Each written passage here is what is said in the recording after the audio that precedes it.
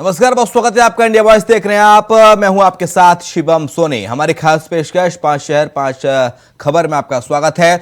Bulletin में आज हम सबसे पहले बात करेंगे हिंडनबर्ग को लेकर संसद के दोनों सदनों में हुए हंगामे की। फिर बात होगी धनबाद में अपार्टमेंट के जलने से हुई 14 लोगों के 14 मौतों की, और मामले में हाईकोर्ट ने स्वतः संज्ञान भी लिया है।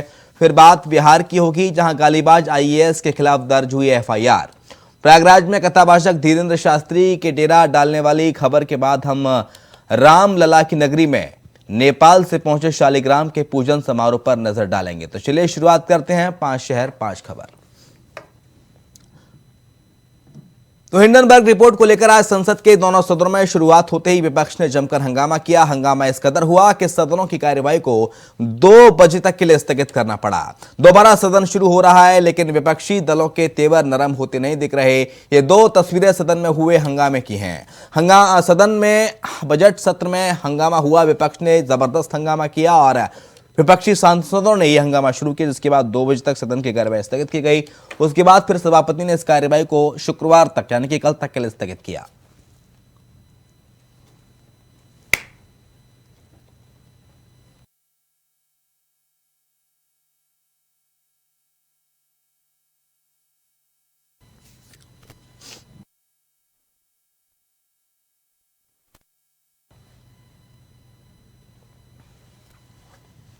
One second, please. Take your seat. Take your seat. Take your seat. Take your seat.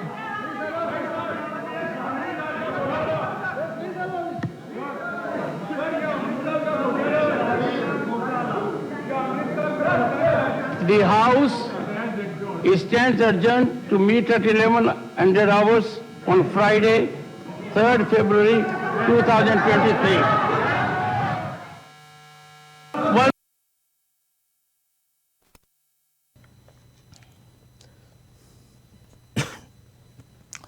तो संसद के दोनों सदनों में आज हंगामा हुआ। हिंडनबर्ग की रिपोर्ट को लेकर दरअसल पूरा हंगामा हुआ। संसद का सत्र जैसे ही शुरू हुआ, उसके बाद से इस को लेकर विपक्ष ने मांग की कि हिंडनबर्ग की रिपोर्ट पर सरकार चर्चा करे, और इसको लेकर जमकर हंगामा हुआ।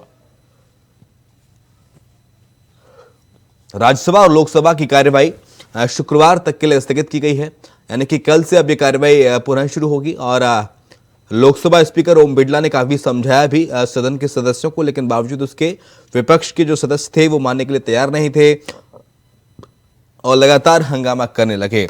नितिन जुड़ गए हमारे साथ, हमारे सहयोगी। नितिन का सीधा रुख कर लेते हैं। नितिन, हिंडनबर्ग की रिपोर्ट पर जमकर बवाल हो रहा है देश में, और आज दूसरी ओर हंगामा हुआ है संसद के दोनों सदनों में। जी देखिए शिवम, बिल्कुल जिस तरीके से हिंडनबर्ग की जो रिपोर्ट थी उसको देखते हुए जो है संसद के अंदर जो है पूरी तरीके से हंगामा हुआ था। जिस तरीके से विपक्ष जो है अपनी हंगामे पे उतर आया था, उसको स्थगित करना पड़ा। जिस तरीके से बजट पेश किया जाता, श्रीमती नीता रमन ने बजट पेश किया था, उस पर उन्होंने साफ कह दिया कि हिंडनबर्ग पे भी जो है चर्चा की जाए। जिस तरीके से हिंडनबर्ग के जो लोग थे, वहाँ पर जो विपक्षी दल के जो नेता थे, उन्होंने पूरी तरीके से हंगामा कर दिया था, तो सदन को जो है रोक दिया गया है। और साथ ही उसी के बाद कहा जा रहा है कि जिस तरीके से हिंडनबर्ग की बात यहाँ कही जा रही थी, हिंडनबर्ग पे जो रिसर्च किया जाए, और साथ ही इस तरीके से 413 पन्ने की जो रिपोर्ट थी उसे जो रिसर्च किया गया था, तो उसके बाद ही जैसे ही हिंडनबर्ग की रिपोर्ट यहाँ पर सौंपने की बात यहाँ की जा रही थी, तो लेकिन विपक्ष पूरी तरीके से हंगामा करने उतर गया था। लेकिन उसके बाद जिस तरह 2 बजे तक को जो है स्थगित कर दी गई थी, तो उसके बाद ही तो दोबारा शुरुआत की गई। तो शुरुआत करने के बाद में दोबारा भी विपक्ष का जो हंगामा था वो काफ़ी देखने को मिला था, लेकिन उसके बाद सभापति ने उसे जो है रोक दिया। कहा कि जिस तरीके से शुक्रवार को जो है सदन दोबारा चलाने की मांग यहाँ पर की गई है। लेकिन इसके साथ साथ हिंडनबर्ग का इतिहास रहा है नितिन। जिन जिन संस्थानों की या फिर ये कहें कि अमीरों की लिस्ट हिंडनबर्ग ने जारी की है, बड़े बड़े धनाढ्य ग्रुपों की, वो उनको अर्श से फर्श पर आने में वक्त नहीं लगा। और ऐसा ही कुछ लग रहा है कि अडानी ग्रुप के साथ होने जा रहा है, क्योंकि कहाँ विश्व पटल पर 3रे नंबर पर अमीरों की लिस्ट पर थे अडानी, कहाँ 15वें नंबर के भी नीचे लुढ़क गए हैं इन 4-5 दिनों के अंदर। जी देखिए बिल्कुल शिवम, जिस तरीके से हिंडनबर्ग की जो रिपोर्ट थी, वहाँ पर जो 400 पन्ने पे जो रिपोर्ट थी, रिसर्च की थी, तो लेकिन जिस तरीके से पहले नंबर 3रे नंबर पे आता था, लेकिन अब की बार जो है 15वें नंबर पे आया, तो उसको देखते हुए विपक्ष पूरी तरीके से हंगामा करने पे उतर गया। लेकिन उस पर कहा गया कि विपक्ष ने कहा कि इस पर भी चर्चा की जाए। जिस तरीके से शेयर मार्केट में जो शेयर है वो काफ़ी कम नजर आ रहे हैं, तो उसको देखते हुए हिंडनबर्ग की रिपोर्ट के बाद तो उसी ने अडानी ग्रुप को लेकर आए थे। तो उसी को साथ साथ ये कहा जा रहा है कि अडानी ग्रुप ने अपने कल प्रेस कॉन्फ्रेंस करके भी कहा है कि जिन लोगों ने पैसे यहाँ पर लगाए उनको पैसे भी वापसी देने की बात यहाँ पर कही जा रही है कि जिस तरीके से जो है सेल्स मार्केट में जो है काफ़ी गिरावट नजर आई है, तो उसको देखते विपक्ष पूरी तरीके से हंगामे में नजर आ रहा था, हंगामा कर रहा था, लेकिन उसके बाद में स्थगित सदन को जो है स्थगित कर दिया गया। लेकिन अब कल की बात के शुक्रवार तक के लिए स्थगित कर दिया गया, लेकिन कल फिर दोबारा से जो है चालू किया जाएगी सदन। तो लेकिन दोपहर को 2 बजे के बाद में भी चालू की गई थी, लेकिन उसके बाद दोबारा विपक्ष जो है अपने हंगामा कर रहा था। हंगामे करने का मामला यही बताया जा रहा है कि अडानी ग्रुप के जो लेकर आए थे कि हिंडनबर्ग की जो रिपोर्ट है इस पर भी जो चर्चा की जाए, जिस तरीके से शेयर मार्केट में काफी गिरावट आ रही है। लेकिन लोगों कांग्रेस का कहना है, अन्य विपक्षी दलों का कहना है नितिन कि इस तरह से अगर होगा तो फिर लोगों का निवेश से विश्वास हटेगा। लोग बैंकों में निवेश करते हैं, एलआईसी में निवेश करते हैं। अगर इस तरह की घटनाएं घटेंगी तो फिर लोग निवेश कैसे करेंगे? लोग डरेंगे, उनका पैसा ना फंस जाए कहीं। जी देखिए, बिल्कुल जिस तरीके से कांग्रेस ने ये मुद्दा उठाया था, विपक्ष दल के नेताओं ने ये मुद्दा उठाया था, कहा रहा है कि जिस तरीके से सेल्स मार्केट में जो लोगों ने अपने पैसा लगा रखा है उस पर किस तरीके से जो निवेश हैं उनको किस तरीके से उठाया जाए, किस तरीके से लोगों के बीच में जाए, तो उस पर काफ़ी विश्वास जो उठेगा। लोगों जो विश्वास लोगों ने किया था अडानी ग्रुप पे कि जिस तरीके से हिंडनबर्ग की रिपोर्ट में काफ़ी गिरावट आ रही है, 15वें नंबर पर आया और जहाँ पहले नंबर पर आता था, तीसरे नंबर पर आता था, तो आज की बार जो है हिंडन ग्रुप की बात की जाए तो हिंडन ग्रुप जो है पूरी तरीके से 15वें नंबर पर आया। तो उस पर देख कांग्रेस ने साफ साफ निशाना साधते हुए कहा कि इस तरीके की जो चर्चा नहीं होगी सदन के अंदर तो फिर इससे लेकर लोगों का जो विश्वास है वो काफी गिरता हुआ नजर आएगा। जी बहुत शुक्रिया आपका तमाम सारी जानकारी को साझा करने के लिए नितिन। अगली खबर का रुख कर लेते हैं। झारखंड के धनबाद में बीते दिन एक अपार्टमेंट में आग लगने से हड़कंप मच गया। 14 लोगों की मौत की खबर है। 14 लोगों की मौत पर झारखंड हाईकोर्ट ने खुद से संज्ञान लिया।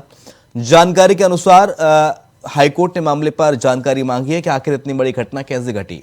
अपार्टमेंट के निर्माण के साथ साथ इसके नियम कानून को लेकर आखिर बिल्डर पालन कैसे कर रहे हैं, क्या इस अपार्टमेंट में फायर सिस्टम काम कर रहा था या नहीं, अपार्टमेंट के लिए निर्धारित बायलॉज का पालन किया जा रहा था या नहीं।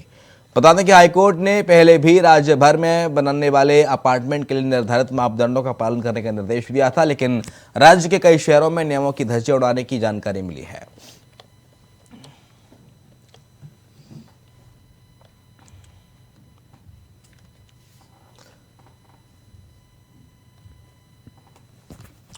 तो हाईकोर्ट ने अग्निकांड पर स्वतः संज्ञान लिया है, ये खबर आपको बता रहे हैं। और इस अग्निकांड में 14 लोगों की मौत हुई थी और इस पर हाईकोर्ट ने स्वतः इसकी संज्ञान लेकर सरकार से रिपोर्ट तलब करने की बात कही है।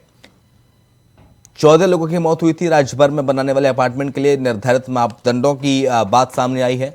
मापदंडों का पालन करने के निर्देश हालांकि हाईकोर्ट ने दिए हैं और पहले भी इस तरह के निर्देश दिए गए थे, लेकिन आखिर बिल्डर पालन इन मापदंडों का कर रहे हैं कि नहीं, ये बड़ा सवाल है। क्या इस अपार्टमेंट में फायर सिस्टम काम कर रहा था या नहीं, ये बड़ा सवाल है। हालांकि ये जांच के बाद सामने आएगा। अपार्टमेंट के लिए निर्धारित बायलॉज का पालन किया जा रहा था कि नहीं, ये भी एक महत्वपूर्ण सवाल है। राज्य के कई शहरों में नियमों की धज्जियां उड़ाने की जानकारी मिल रही है और इसको लेकर हाईकोर्ट ने प्रतीक के तेवर दिखाए और सरकार से रिपोर्ट तलब करने की कहा है। हालांकि खुद संज्ञान लिया था, स्वतः संज्ञान लिया था हाईकोर्ट ने इस पूरे मामले में, और 14 लोगों की मौत इस घटना में हुई थी मकान जलने से।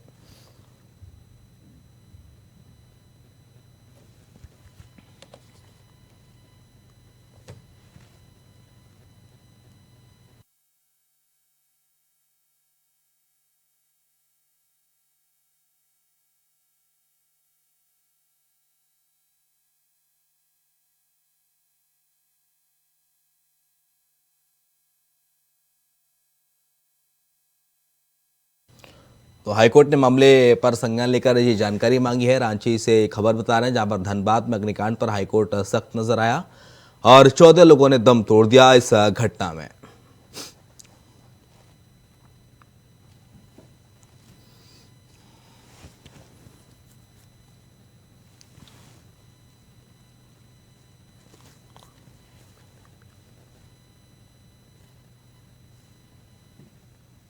एम्बियंस दे दो वो तो यार।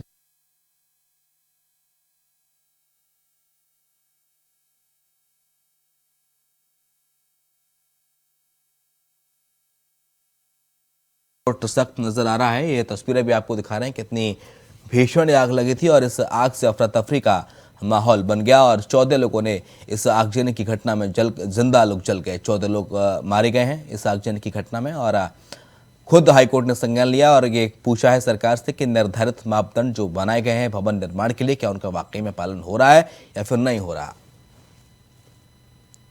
राकेश हमारे से जुड़ गए हैं रांची से। राकेश का रुख कर लेते हैं। राकेश, हाईकोर्ट ने स्वतः संज्ञान लिया इस पूरे मामले का, फिलहाल क्या अपडेट है? कुछ पता चल पाया कि आखिरकार हादसे का कारण क्या रहा? निर्धारित मापदंडों का इस्तेमाल किया गया कि नहीं किया गया इस भवन को निर्माण में, और फायर सेफ्टी किस हद तक एग्जीक्यूट कर रही थी वहां पर? देखिए शिवम, कई चीजें एक साथ फिर जुड़ती नजर आ रही है। खास करके धनबाद में जिस तरीके से 14 लोगों की मौत हुई, उसके बाद से हाई कोर्ट ने संज्ञान लिया और अगली तारीख 17 फरवरी का रखा गया है और उस दिन सुनवाई होगी। लेकिन सबसे बड़ी बात कही जा सकती है कि जिस तरीके से आग लगी है वहां पे, उसको लेकर कई सवाल भी खड़े किए हैं हाई कोर्ट की तरफ से, और साफ तौर पे सरकार और जो अधिकारी हैं उनसे जवाब दिया गया है। साथ ही साथ ये भी कहा गया है कि जो अपार्टमेंट बना हुआ है उसमें फायर सेफ्टी के लिए क्या क्या उपाय किए गए थे, जो नॉर्म्स होता है उसका कितना पालन किया गया था। तो इन सारी चीजों को लेकर कई सवाल खड़े किए हैं हाईकोर्ट ने, और अब जाकर कहा जा सकता है कि आने वाले समय में राज्य में जो तमाम बहुमंजिली इमारतें हैं उनकी जांच भी कराने की बात कही जा रही है। और साथ ही इस बारे में चर्चा की जा रही है कि आखिर जो नॉर्म्स है, बाइलॉज है, उसको किस तरीके से राज्य में पालन कराया जा सकता है। क्योंकि जिस समय नक्शा पास कराया जाता है उस समय ही काफी मात्रा में लोग जब नक्शा पास कराते हैं तब बाइलॉज का पालन करना अनिवार्य माना जाता है, और फायर सेफ्टी को लेकर जो उपकरण लगाए जाते हैं उसकी अनिवार्यता मानी जाती है।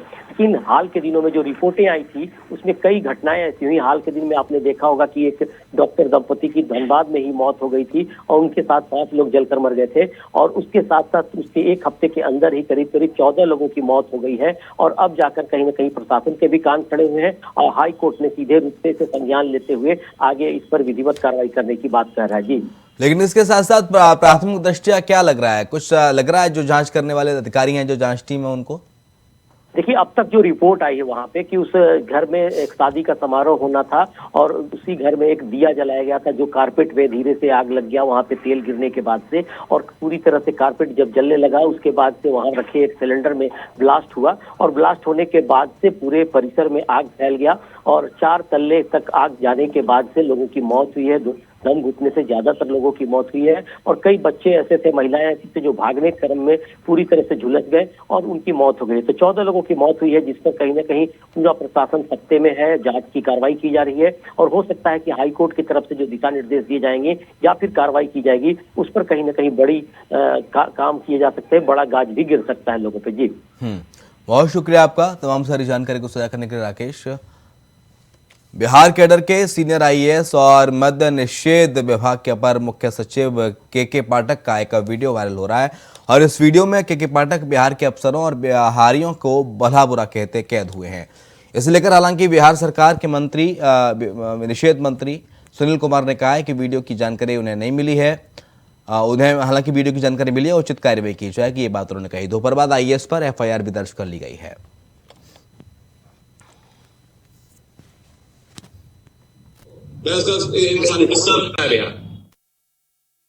चेन्नई में आदमी बाएं से चलता है, यहाँ देखियो किसी को बाएं से चलते? ट्रैफिक में खड़ा होकर पै पै पै पै कौन बजाएगा? देखे नहीं हो क्या तुम लोग? दिल्ली रोड पे लाल लाइट भी है, पै पै भी करेगा। तो यहाँ का आदमी है, यहाँ डिप्टी कलेक्टर का ये हाल है। अब मैं अरे जरा 2-4 लोग लिख के दो कागज पे। रजनी जुड़ गई हैं। रजनी, कैसे आईएएस अधिकारी हैं, कैसे इन्होंने यूपीएससी का एग्जाम क्वालिफाई किया होगा? गालीबाज आईएएस। बिल्कुल, देखिए बताते चलो कि के पाठक ये जो आईएएस अधिकारी हैं, ये हमेशा से अपने टैक्स सेवर के लिए जाने जाते रहे, और इनके टैक्स सेवर की वजह से ही मध्य निषेध विभाग में इन्हें लाया गया था, ताकि इनके टैक्स सेवर और इनके जो विचार है और जो इनके तेवर है उसको देखकर शायद एक्शन प्लान किया जा सके और पूरी तरह से शराबबंदी पर रोक लगाई जा सके। हालांकि उस शराबबंदी पे तो रोक नहीं लगी, लेकिन हाँ ये जरूर है कि अब विभाग में गाली गलौज शुरू हो गई है। आईएएस अधिकारी है और बिहार प्रशासनिक अधिकारियों को गाली दे रहे हैं। जिस तरह से इनका ये गाली का वीडियो वायरल हुआ और उसके बाद से बिहार प्रशासनिक सेवा के जो अधिकारी हैं वो काफी गर्म लहजे में आ गए और उन्होंने एफआईआर दर्ज किए। संघ ने एफआईआर दर्ज किया और अब कल जल्द ही इस पर कार्रवाई भी शुरू हो जाएगी। बताते चले कि हालांकि विभाग के मंत्री जब हमने मद्य निषेध विभाग के मंत्री सुनील कुमार से जब हमने पूछा इस बाबत, तो उन्होंने ये कहा कि अभी मुझे इस बात की जानकारी नहीं है, वीडियो की मैं पुष्टि कराऊंगा और अगर वीडियो की पुष्टि होती है तो फिर उन पर कार्रवाई होगी। और क्या कुछ कार्रवाई होती है ये देखने वाली बात है। जी, लेकिन ठीक है, तल्ख तेवर होना अच्छी बात है, लेकिन शब्दों की मर्यादा गरिमा का तो ख्याल रखना चाहिए कि आईएएस को। कितने सारे लोगों के एस्पिरेंट्स होते हैं इस तरह के आईएएस, और लोग युवा उनसे क्या सीखेंगे? इस तरह के ब्यूरोक्रेट्स अगर ब्यूरोक्रेसी में भद्दी भद्दी गालियां देंगे नेताओं को, अफसरों को, बिहार के लोगों को, और बिहारी शब्द का इस्तेमाल भी उन्होंने किया। बिल्कुल, सबसे अहम बात यही है कि सिर्फ एक अधिकारी को ही नहीं बल्कि बिहार को भी गाली दिया है।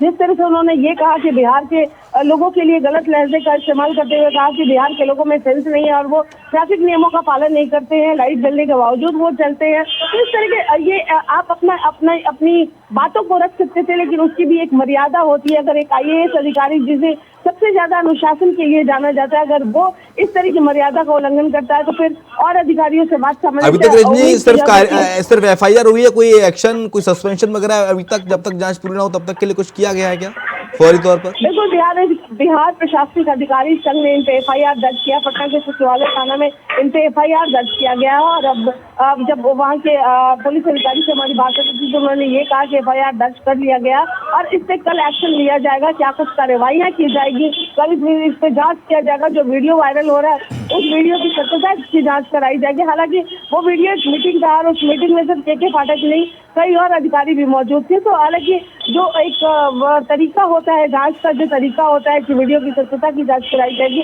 वो तमाम जांच कराए जाएंगे और उसके बाद से जो पुलिस का एक्शन प्लान होगा वो आगे चलेगा।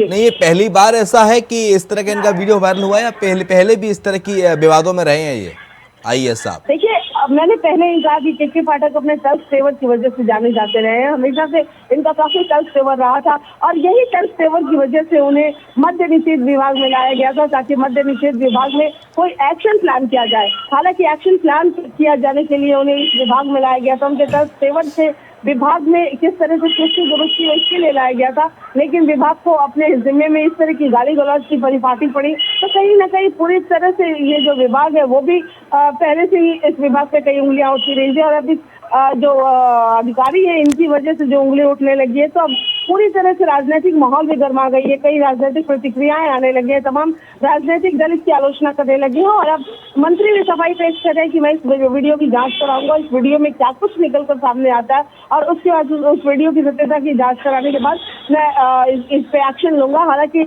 जो बिहार प्रशासनिक सेवा संघ के लोग हैं वो इनकी बर्खास्तगी की मांग लगातार मुख्यमंत्री से कर रहे हैं। जी, बहुत शुक्रिया रजनी आपका तमाम सारी जानकारी को साझा करने के लिए। बागेश्वर धाम के पीठाधीश्वर पंडित धीरेन्द्र शास्त्री महाराज के माघ मेले में वे पहुंचे और उन्होंने गंगा, यमुना और अदृश्य सरस्वती के संगम में आस्था की डुबकी लगाई। इस दौरान माघ मेले में जबरदस्त सुरक्षा व्यवस्था दिखाई दी। कड़ी सुरक्षा के बीच पंडित धीरेन्द्र शास्त्री अपने काफिले के साथ माघ मेले में पहुंचे और जहां उन्हें देखने के लिए बड़ी संख्या में श्रद्धालु मौजूद थे। लोग उनकी एक झलक पाने के लिए बेताब दिखाई दिए। संगम में स्नान के बाद वो साधु संतों का आशीर्वाद लेने पहुंचे। संगम में स्नान के बाद बागेश्वर धाम के पंडित धीरेन्द्र शास्त्री ने सबसे पहले पूजा अर्चना की। इसके बाद वो सबसे पहले निर्मोही अखाड़े के महामंडलेश्वर महंत संतोष दास उर्फ सतुआ बाबा के कैंप पहुंचे, जहां पर भी बड़ी संख्या में संत महात्मा उनसे मिलने के लिए पहुंचे थे।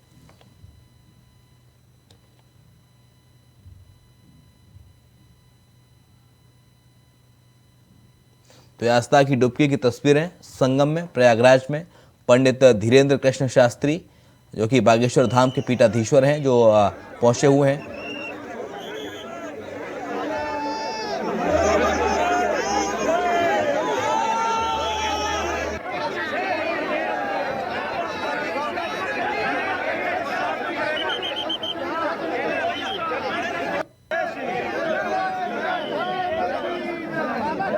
शुएब रिजवी हमारे साथ जुड़ गए हैं। शुएब, पीठाधीश्वर बागेश्वर धाम के धीरेन्द्र कृष्ण शास्त्री पहुंचे हैं प्रयागराज, क्या जानकारी फिलहाल? बिल्कुल, जिस तरह से पूरे देश दुनिया में पिछले कुछ दिनों से चर्चा का विषय बने हैं धीरेन्द्र शास्त्री, आज सनातन धर्म की एक तरह से कह सकते हैं बहुत पवित्र नगरी है संगम, वहां पर पहुंचे हैं और न सिर्फ इस नगरी में पहुंचे, बाकायदा माँ गंगा से आशीर्वाद लिया, वहां पे जो पुण्य की डुबकी है वो लगाई। उसके बाद जो माघ मेला चूंकि चल रहा है तो यहाँ पर जो साधु संतों के कैंप है वहां पर जाकर के सतुआ महाराज के कैंप पे उन्होंने साधु संतों से आशीर्वाद लिया और निश्चित तौर पर जिस चीज के लिए वह पिछले कुछ दिनों से चर्चा में है, कहीं ना कहीं उसकी गूंज संगम में भी सुनाई दी। बाकायदा हिंदू राष्ट्र की बात न सिर्फ उन्होंने की बल्कि वहां पर जो लोग मौजूद थे, साधु संत मौजूद थे, उससे समर्थन भी मांगा है और साफ किया है कि आने वाले दिनों में हिंदू राष्ट्र के लिए जो मुहिम है वो और तेजी पकड़ेगी। और इसी वजह से आज संगम के कई इलाकों में जहां जहां भी उनका काफिला गुजरा है वहाँ उनके अनुयायियों की एक बड़ी जो भीड़ है वो देखने को मिली। हालांकि वो यहाँ से थोड़ी दूर मेजा इलाके में एक कार्यक्रम में शामिल होने के लिए जहाँ उन्होंने एक दरबार लगाई थी और वहाँ पे जो बड़ी संख्या में उनके भक्त आए थे उनको संबोधित करना था, लेकिन उससे पहले वो अचानक संगम पहुंचे और संगम इलाके में बाकायदा उन्होंने न सिर्फ माँ गंगा से आशीर्वाद लिया, पुण्य की डुबकी लगाई, विधि विधान से बाकायदा पूजा अर्चना की। उसके बाद वहां पर मौजूद साधु संतों से उन्होंने न सिर्फ बातचीत की बल्कि जो उन्होंने अपने पिछले दिनों विचार रखे थे जिससे पूरे देश में चर्चा है, हिंदू राष्ट्र बनाने की बात, साथ ही साथ सनातन धर्म के लोगों को एक होने की बात, ये इस तरह के तमाम मुद्दों पर बहुत ही बेबाकी से अपनी बात रखे और साधु संतों से आशीर्वाद भी मांगा है और उनको साफ तौर पर लोगों का एक तरह से बहुत बड़ा जन समर्थन भी मिल रहा था। जिस इलाके से वो गुजरे, खासतौर से संगम के इलाके में बड़ी संख्या में भक्त वहां पे मौजूद थे। साथ ही साथ साधु संतों में भी उनके प्रति काफी आकर्षण था, उनसे मिलना चाहते थे और सतवा महाराज जिसके कैंप में वो पहुंचे थे वहां पर उनसे काफी देर तक मुलाकात की। उसके बाद फिर वो एक कार्यक्रम में शीतला माँ की जो दरबार है वहां पर गए, वहां पे शामिल हुए। तो कह सकते हैं आज पूरा दिन संगम में धीरेन्द्र शास्त्री न सिर्फ चर्चा में रहे बल्कि लोगों से जन समर्थन जुटता उनका दिखा। साथ साधु संतों से उन्होंने मुलाकात की, माँ गंगा से आशीर्वाद लिया और आने वाले दिनों में जो उनका विषय है वो कहीं ना कहीं देश की राजनीति में भी बड़ा असर दिखाएगा, क्योंकि जो पिछले दिनों से उन्होंने हिंदू राष्ट्र बनाने की बात कही है उसको लेकर के न सिर्फ साधु संतों में अब चर्चा बढ़ी है बल्कि लोगों में भी कहीं ना कहीं सवाल उठ रहे हैं। और कब तक और रहने का प्लान है, कब तक और प्रयागराज में ही रहेंगे धीरेन्द्र कृष्ण शास्त्री? बिल्कुल, उनका आज का एक दिन का कार्यक्रम था। यहाँ से वो जो हमारे पास जानकारी है कि दिल्ली के लिए रवाना होंगे। उनका जो मुख्य कार्यक्रम था वो मेजा के इलाके में था जहाँ पर एक बड़ा पंडाल लगाया गया था। बहुत बड़ी संख्या में जो उनके भक्त हैं दूर दूर से वो आए थे और बाकायदा उनकी दरबार लगाई गई और जिस तरह से जिस काम के लिए वो चर्चा है वहाँ पे बाकायदा अर्जी भी लगाई गई। 3 से 4 अर्जियों पर उन्होंने उसका निराकरण और उसके बारे में जानकारी दी। उसमें एक जो लोकल थे और इसके अलावा नेपाल के एक अनुयायी थे उनके बारे में एक अर्जी लगाई गई थी। तो एक तरह से पूरा दरबार जिसके लिए वो चर्चित है वो लगाया गया। लेकिन इस बीच में जो सबसे ज्यादा चर्चा रही वो जो सनातन धर्म का सबसे बड़ा मेला आयोजित होता है माघ मेला यानी संगम इलाका, वहां पर जब पहुंचे हैं तो वहां पर जिस तरह से उन्होंने साधु संतों से मुलाकात की और साधु संतों ने जिस तरह का रिस्पांस दिया है, जिस तरह उनको हाथों हाथ लिया है, वो कहीं ना कहीं उनकी एक तरह से कहते हैं कि पॉपुलैरिटी को दिखाता है। जिस तरह से पिछले कुछ दिनों में वो चर्चा में आया और लोगों में उनका बहुत शुक्रिया आपका तमाम सारी जानकारी को शेयर करने के लिए शुएब। अगली खबर का रुख कर लेते हैं। नेपाल के प्रसिद्ध धार्मिक स्थल जनकपुर से अयोध्या लाई गई देवशिला का पूजन हुआ है। नेपाल के पूर्व उप प्रधानमंत्री जानकी मंदिर के महंत ने पूजन किया। वैदिक रीति रिवाज के साथ पूजन के बाद शालिग्राम शिला श्री राम जन्मभूमि तीर्थ क्षेत्र ट्रस्ट को सौंपी गई है। बता दें कि नेपाल के जनकपुर से चलकर शालिग्राम शिला बुधवार की देर रात रामनगरी पहुंची। भगवान विष्णु का स्वरूप मानी जाने वाली इस शिला का रामनगरी में भव्य अभिनंदन भी किया गया। हाईवे से जैसे ही देर रात शालिग्राम यात्रा ने प्रवेश किया तो जय श्री राम के नारे गूंजने लगे। लोगों ने पुष्प वर्षा की तो जमकर आतिशबाजी भी हुई। अयोध्या पहुंचने पर शालिग्राम शिला पर श्री राम जन्मभूमि तीर्थ क्षेत्र ट्रस्ट के महंत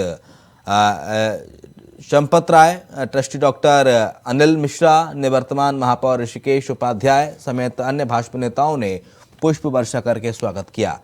सैकड़ों गाड़ियों के काफिले के साथ शालिग्राम यात्रा रामसेवकपुरम कार्यशाला पहुंची। यहां पर श्री राम जन्मभूमि तीर्थ क्षेत्र ट्रस्ट के कोषाध्यक्ष गोविंद देवगिरी और महंत दिनेंद्र दास ने शालिग्राम शिला पर पुष्प वर्षा कर स्वागत किया। भारी सुरक्षा व्यवस्था के बीच क्रेन के माध्यम से शिला को रामसेवकपुरम से गाड़ी में उतार कर रखा गया। वैदिक आचार्यों के निर्देशन में शालिग्राम की आरती भी उतारी गई। अभिनव आनंद हमारे साथ हमारे सहयोगी जुड़ गए हैं। अभिनव, शालिग्राम पहुंच गया अब रामनगरी, भव्य स्वागत किया गया, फिलहाल क्या तैयारियां? बिल्कुल शिवम, आपको बताना चाहूंगा कि नेपाल की कंटिन्यू निकालकर सबसे पहले मंत्र तैयार करके उनका पूजन अर्चना करके जनकपुर मंदिर रखा गया था। जनकपुर मंदिर से अब बिहार से होते हुए मधुबनी क्षेत्र से होते हुए वो सबसे पहले वो गोरखपुर पहुंचे। गोरखपुर कुशीनगर से गोरखपुर से बस्ती से होते हुए वो अयोध्या पहुंचे। लगभग 8 बजे 10 रात्रि पहुंचे हैं और वहाँ उनके पूजा अर्चन किया गया। पूजा अर्चन करके वहाँ से उन शिलाओं को राम सेवकपुरम में रखा गया है। अब आगे की क्या तैयारी है और कितना समय लगा होगा इस शालिग्राम को आने में वहां से, क्योंकि काफी भव्य तरीके से इसको लाया गया है, विधि विधान के साथ इसका पूजा अर्चन किया गया रामनगरी में। बिल्कुल ये सारी खबरें तो लगभग 28 तारीख से प्रसारित की जा रही थी। तो अब बता दें कि 28 तारीख को ही वहाँ पे गंडकी नदी से निकलकर जो पीएम वहाँ के पूर्व प्रधानमंत्री कमलेश नदी वो अपने साथ ही भव्य शोभा यात्रा करके जगह जगह पूजन अर्चन किया गया। उसके होते हुए भी वो अयोध्या पहुंचे। अयोध्या में आज भी लगभग 10 बजे तक के महाप्रभु चल रहा है। चलिए, बहुत शुक्रिया आपका अभिनव तमाम सारी जानकारी को साझा करने के लिए। और इसी के साथ 5 शहर 5 खबर में इतना ही। खबरें लगातार जारी है।